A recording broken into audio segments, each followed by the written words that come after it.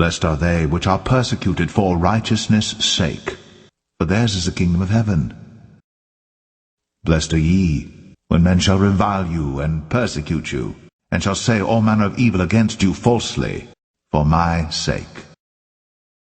Rejoice, and be exceeding glad, for great is your reward in heaven, for so persecuted they the prophets which were before you. All over the world, there are people who risk everything in following Jesus. I remember being challenged by a girl called Fatima from Saudi Arabia. She was in her mid-20s and living in one of the most hostile places on earth to be a Christian. She'd not always been a Christian. In fact, she started life as a Muslim. And then through a period of searching, she actually became disillusioned with faith and chose atheism. She said that a lot of her friends would say the Bible references Muhammad. And so what she did was she spent hours researching the Bible, and she said, no matter where I looked, I couldn't find any reference to Muhammad. But she said, the one thing that I did feel as I read the scriptures is that God was near me, and that the evidences and the information presented was true and intact. It wasn't long after this that Fatima began blogging, began getting online and writing blogs for her friends to read. She wanted to share her newfound excitement for God. As a measure of safety, she would do it under an alias called Rania, which translated means contented. To protect her from the multitude of insults and responses that she would get to her writings about Jesus, I remember on one occasion she received the following reply to one of her blogs about Jesus' love for the Saudi people. And it says, "You worship a foolish, crucified, cursed Lord. We are not honoured by Saudi Arabian Christians. If I had you in my hands, I would slaughter you twice." Fatima responded with this: "May the Lord Jesus guide you and enlighten your hearts. To those who become Christians, how you are so cruel."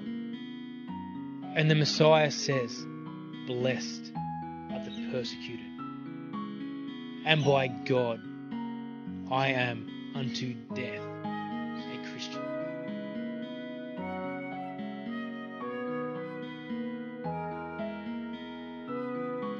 It's this kind of faith and this kind of lifestyle that challenges me to the core. It's a bold, unashamed, a risk-taking faith. And as I think more and more about this idea of risk-taking Christianity, I ask myself, is there any other form of Christianity? Or is Christianity in and of itself risk-taking? It wasn't long after this series of blogs that Fatima decided to tell her family that she'd become Christian. You see, she said that she was sure of one thing, that they needed to know about Jesus Christ. When she told them about her decision to follow Jesus, an argument broke out amongst the family, and it became heated very quickly. And the next day, Fatima returned from a family function to find that her brother had broken into her room and was actually sitting on her laptop. This troubled her greatly because she knew that the desktop picture was a picture of the cross. And she knew that many of her writings and blogs were sitting open on her desktop. She said when she walked into her room, her brother was very angry. Fatima decided to lock herself in the room as a measure of safety. And she jumped online and she wrote a blog to her followers, and it was simply entitled, "I'm in big trouble."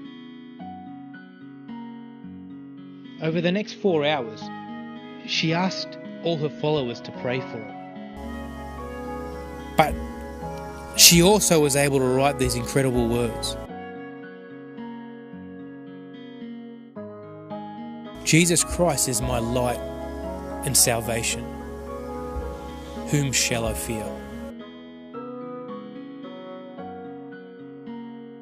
Shortly after this, Fatima's brother returned to her room. He burned her face. He burned her back. He cut out her tongue. And he killed her.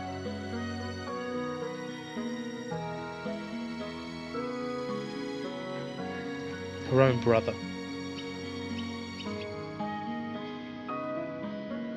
You know, as I think so much about her story, I think to myself, what's my response? I think to myself things like risk-taking Christianity. Is there such a thing? Because the Bible that I read, the Bible that I see and hear, in the stories like Fatima, they tell me that Christianity in and of itself is defined by risk. It's defined by stepping out of comfort zones. It's defined by courage and hope. You see, it's easy to be a Christian in your head and sort of honour God with your words. But being a Christian in your heart and with your actions, that's the real deal. A Christian in the deepest fibre of your being. It's where faith, it comes alive and it materialises from faith into action. And your natural response to a relationship with Jesus is to express it any way possible.